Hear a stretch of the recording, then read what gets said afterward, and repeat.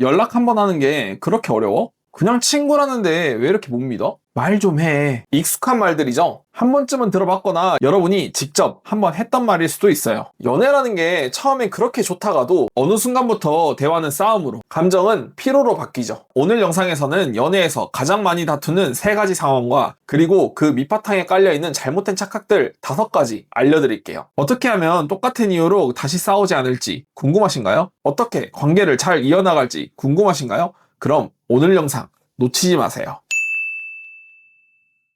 연애에서 가장 많이 다투는 3가지 상황. 첫 번째, 연락 문제입니다. 연애 초반엔 하루 종일 카톡하고 자기 전까지 이어지는 대화가 사랑의 증거처럼 느껴지죠. 하지만 몇 달이 지나면 연락이 줄고 불안이 찾아옵니다. 이미 고개를 끄덕이고 계신다면 이런 생각 들었을 거예요. 이제 나한테 마음 식은 건가? 답장 한 번이 그렇게 어렵나? 근데 사실 이 문제의 본질은 연락 빈도가 아닙니다. 진짜 문제는 차이를 모른다는 겁니다. 사랑을 느끼는 언어의 차이를요. 어떤 사람은 연락이 곧 애정 표현처럼 느끼고 자주 연락해야 나를 사랑하구나 라고 느낍니다. 그래서 자주 연락해야 나를 사랑한다고 느껴요. 반면 어떤 사람은 서로 믿으니까 굳이 매일 하지 않아도 된다고 생각합니다. 이건 누가 옳고 그름의 문제가 아니에요. 단지 사랑의 언어가 다른 겁니다. 하지만 대부분 이렇게 얘기하고 있을 거예요. 넌 왜 이렇게 나한테 무심해? 넌 왜 이렇게 예민해? 결국 문제는 연락 빈도가 아닙니다. 사랑을 느끼는 언어의 차이를 이해하지 못해서 생기는 일이에요. 내 연인은 어떤 때 사랑을 느끼는지, 왜 사랑을 느끼지 못하는지 알아야 합니다. 두 번째, 이성친구 문제.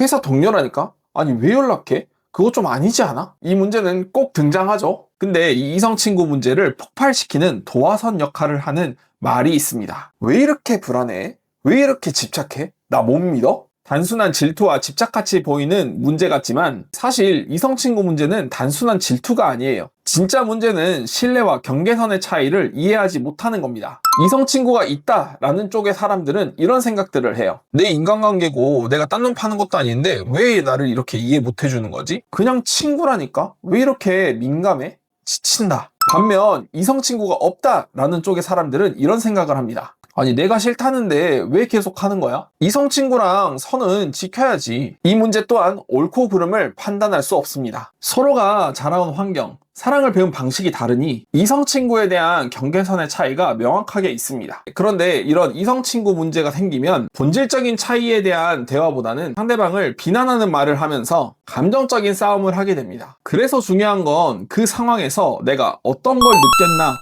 라는 거예요. 이성친구 문제에 있어서만큼은 내가 어떤 걸 느꼈는지 감정을 표현할 줄 알아야 합니다. 상대를 비난하기보다는 내 감정은 지금 어떤지, 그리고 이 문제를 어떻게 해결할지에 대한 대화가 돼야 돼요. 네가 이상한 거야, 네가 집착하는 거야, 이런 식의 대화 말고요. 그런 노력을 했음에도 해결이 안 된다면 그냥 헤어지세요. 그나저나 사랑하는 사람이 싫다는데 계속할 이유가 있을까요? 세 번째는 애착 유형의 충돌입니다. 다툼이 두려우신가요? 아마 이런 상황이 반복되셨을 거예요. 어떤 사람은 싸우면 바로 풀고 싶어 하죠. 반면 어떤 사람은 감정이 식을 때까지 말을 안 하거나 혹은 회피해요. 이건 애착 유형의 차이입니다. 불안형 애착을 가진 사람은 연결을 통해서 사랑을 확인받고 싶어하고, 회피형 애착을 가진 사람은 거리 두는 걸로 사랑과 안정감을 확인해요. 둘 다 사랑하지만 표현 방식이 정반대인 겁니다. 그래서 불안형은 당장 이 다툼을 해결하지 않으면 불안합니다. 지금 해결하지 않으면 헤어질 것 같고 날 더 이상 사랑하지 않을 것 같은 불안함이 생기는 겁니다. 그래서 이런 말을 반복하는 거예요.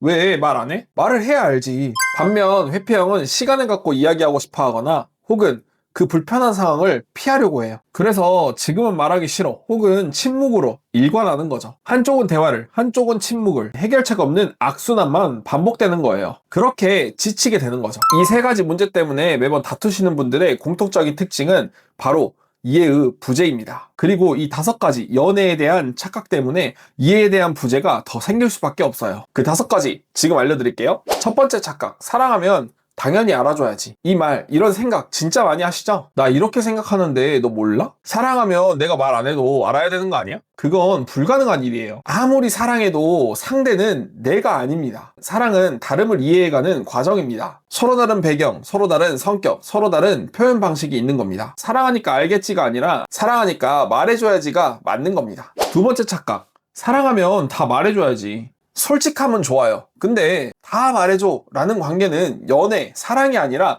통제입니다. 그 얘기 왜 나한테 안 했어? 나 못 믿어? 사랑한다고 해서 모든 걸 공유해야 되는 건 아니에요. 누구에게나 혼자 간직하고 싶어하는 감정, 공간이 있는 거예요. 그걸 사랑이라는 이유로 다 들춰보려고 한다면 상대방은 편안함보다 부담을 느끼는 거예요. 여러분, 진짜 신뢰는 모든 걸 다 말해야 되는 관계가 아니라 말하지 않아도 믿을 수 있는 관계 아닐까요? 세 번째, 사랑하면 항상 함께 있어야지. 불안형의 창에서 자주 나오는 착각입니다. 하루만 연락이 잘 안 돼도 나 싫어진 거야? 나한테 마음 식었어? 건강한 연애 관계는 적당한 거리를 둘 줄 알아야 돼요. 상대가 혼자 있고 싶을 때 상대의 시간을 존중해 줄 줄 알아야 됩니다. 그 시간을 나와 거리가 생겼다라고 생각하는 게 아니라 회복하는 시간이라고 생각하세요. 잠깐 떨어져 있어도 불안하지 않고 다시 만났을 때 더 편안한 사람, 그게 진짜 가까운 관계예요. 붙잡는 게 아니라 기다릴 줄 아는 힘이 필요합니다. 언제까지 연애하면서 집착하고 불안해하실 거예요. 애쓰는 연애는 그만하세요. 이제 바꿔보시죠. 네 번째 착각, 사랑하면 다 이해해줘야지. 그래, 내가 이번에도 참을게. 그 사람이 스트레스 받을까봐 내가 참아야지. 겉으로 보면 배려 같지만 사실 이건 자기 감정을 학대하는 거예요. 진짜 배려는 무조건 참는 게 아닙니다. 내 입장도 솔직하게 이야기해 줄 알아야 돼요. 난 네가 이러이러해서 속상했어. 자신의 감정을 쌓아두지 말고 표현하세요. 이 한 문장으로 내 감정을 표현하기만 해도 달라집니다. 감정을 눌러두면 나중엔 더 큰 폭발로 이어지게 되어 있어요. 참는 게 관계를 지키는 게 아니라 오히려 관계를 망치는 거예요. 마지막, 다섯 번째 착각. 내가 사랑하면 바뀔 거야. 그 사람이 날 떠나지 않게 내가 더 잘해야지. 조금만 더 참으면 이번엔 좀 다를 거야. 이건 사랑이 아니라 자기 희생 중독이에요. 사랑하면서 내가 작아지고 있다면 그건 사랑이 아니라 의존이에요. 이 다섯 가지 착각이 바로 우리를 반복되는 이별로 이끄는 이해의 부재의 실체예요. 사랑은 나처럼 생각하게 만드는 게 아니라 다르게 생각해도 괜찮은 관계를 만들 줄 알아야 됩니다. 이런 고민하고 계실 거예요. 전 다투기만 하면 너무 무서워서 싸움을 피하게 돼요. 다툼을 무서워하지 마세요. 오히려 이 문제를 해결하고 더 단단한 관계를 만들어 보는 거예요. 어떻게 하냐고요? 이렇게 한번 해보세요. 첫 번째, 공감으로 시작하세요. 너 왜 내 카톡 읽고 답 안 해? 서운해. 바빠서 그랬어. 왜 이렇게 예민하게 굴어? 이렇게 하면 안 되겠죠? 대부분의 커플들의 대화는 이런 식으로 흘러가게 될 거예요. 근본적인 문제에 대한 대화가 아니라 비난하기 시작해요. 이렇게 한번 바꿔보세요. 아, 그랬구나. 내가 답 안 해줘서 불안했겠다. 나도 요새 일하느라 정신이 없어서 연락하는데 신경을 많이 못 써줬네? 상대의 감정을 인정해주고 공감하는 것부터 시작해보세요. 첫 단추만 잘 깨워줘도 문제는 자연스레 해결됩니다. 두 번째, 감정 조절. 감정이 폭발했을 때 논리적으로 설득하려고 하는 건 그냥 싸우자는 거예요. 불에 기름 붓는 거죠. 그럼 이렇게 한번 해보세요. 나 지금 화가 너무 나서 제대로 얘기 못하겠어. 내 감정이 수그러들면 그때 얘기하자. 내가 내일까지는 얘기해 줄게. 이건 도망이 아니라 회복하기 위한 거리를 두는 거예요. 그리고 내일까지라는 기간을 정해두었기에 하염없이 기다리는 그런 불안감을 없애줍니다. 이 대화로 상대방으로 하여금 이 사람이 우리 관계를 조금 더 나은 방향으로 만들기 위해서 노력하고 있구나 라고 생각하게 돼요. 시간이 지난 뒤에는 우리 첫 번째, 공감과 인정 기억하시죠? 그땐 나도 너무 화가 났는데 생각해보니까 네 말도 일리가 있는 것 같아. 이 한마디면 싸움은 자연스레 대화로 바뀔 겁니다. 사랑을 지키는 사람은 화를 안 내는 사람이 아니에요. 감정을 잘 조절하고 표현할 줄 아는 사람입니다. 세 번째, 함께 성장한다는 마인드를 갖는 거예요. 관계를 잘 이어가는 커플들을 보면 절대 이기려고 하지 않습니다. 쓸데없이 자존심 싸움 안 한다는 거죠. 네가 먼저 연락 안 하면, 네가 먼저 나한테 사과 안 하면 나 절대 너한테 연락 먼저 안 할 거야. 이런 식으로요. 이기는 것보다 함께 성장하는 것을 선택합니다. 서로의 다름을 인정하고 관계의 중심을 이해에 맞춘 커플은 싸움이 와도 오래 갑니다. 사랑은 맞추는 게 아니에요. 서로 조율하는 과정입니다. 그러니까 나를 맞추는 애쓰는 연애는 하지 마세요. 이별은 아픈 일이지만 동시에 큰 깨달음을 주기도 합니다. 이번 관계를 통해서 여러분이 어떤 부분에서 문제가 있었는지, 어떤 부분에서 이해하지 못했는지 알게 되었다면 그건 절대 헛된 시간이 아닙니다. 중요한 건 다름으로 인한 다툼이 생겼을 때 이해하고 서로 함께 성장해 나가는 거예요. 그래서 우리에게 필요한 게 사랑력입니다. 왜 나는 늘 똑같은 문제로 이별할까? 나한테 문제가 있는 걸까? 이런 생각하고 계신다면 사랑력이 부족하신 겁니다. 오늘의 이별 패턴이 다음에도 똑같이 이루어질 거예요. 단 사람만 바뀌어서요. 그런 걸 원하진 않으시죠?